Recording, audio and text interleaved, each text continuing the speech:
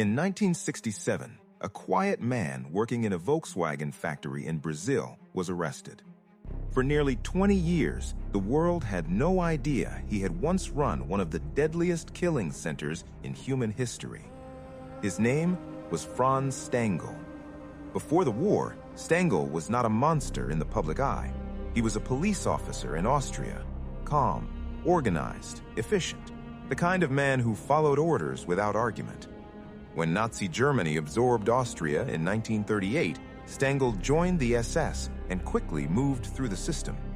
His superiors noticed something about him. He was good at administration, not ideology, not speeches, administration. The Nazis valued that skill more than almost anything else.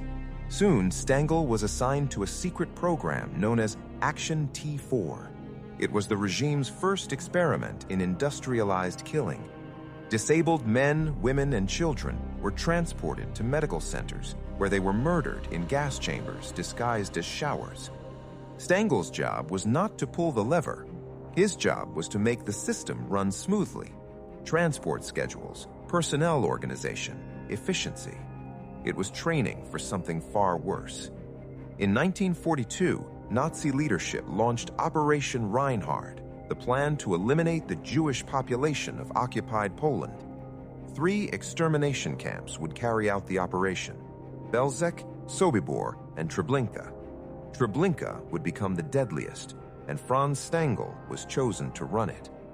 When he arrived at Treblinka in the summer of 1942, the camp was already in chaos. Bodies lay everywhere. Trains arrived faster than the camp could process them. Guards were drunk. Command was disorganized. Thousands were dying every day, but even the Nazis considered the operation inefficient. Stangl looked at the camp the way a factory manager might look at a broken assembly line. He began redesigning the system.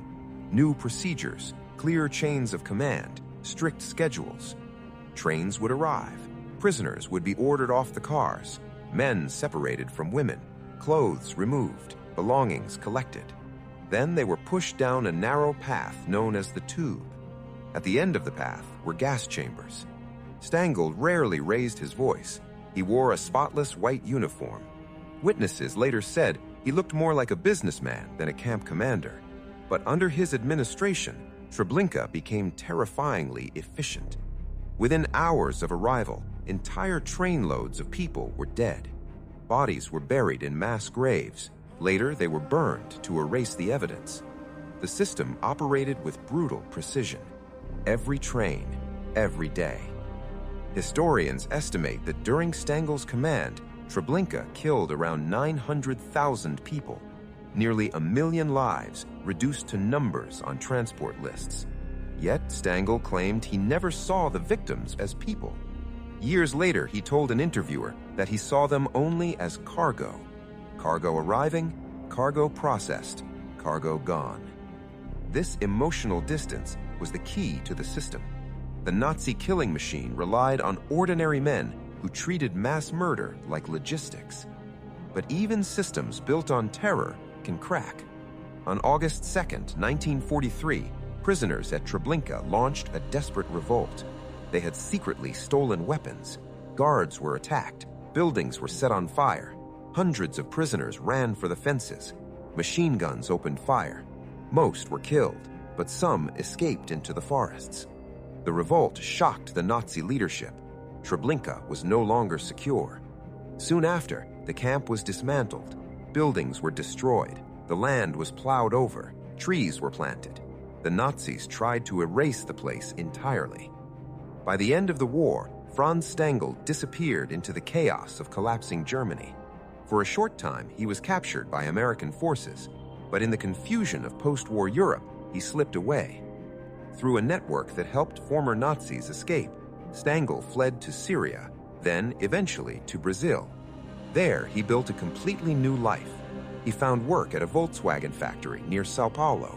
He walked to work like any other employee. Neighbors knew him as a quiet Austrian immigrant, a family man, polite, hardworking.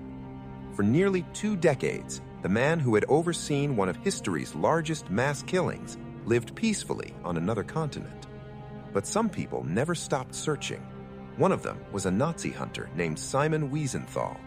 Wiesenthal had spent years tracking former SS officers who had vanished after the war. He followed rumors, documents, witness accounts. Finally, in the 1960s, the trail led to Brazil. Authorities moved quickly. In February 1967, Brazilian police surrounded Stangl's home. The arrest was calm, no resistance, no dramatic confession, just a quiet man taken away in handcuffs. Soon after, he was extradited to West Germany.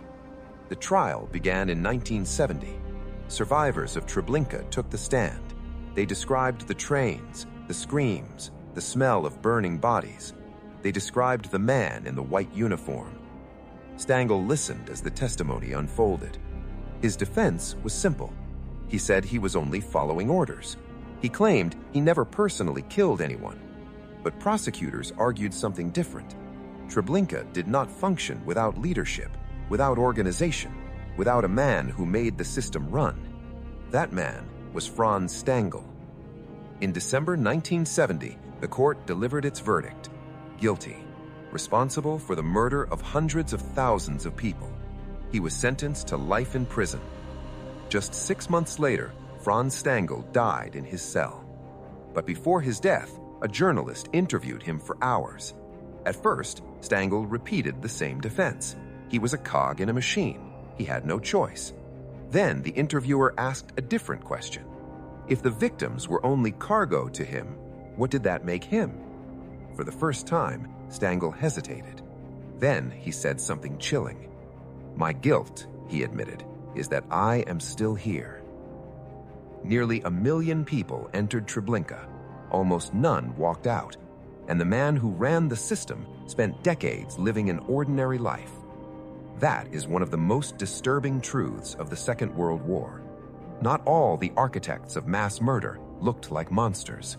Some looked like office managers, factory supervisors, quiet neighbors, men who simply made sure the trains ran on time.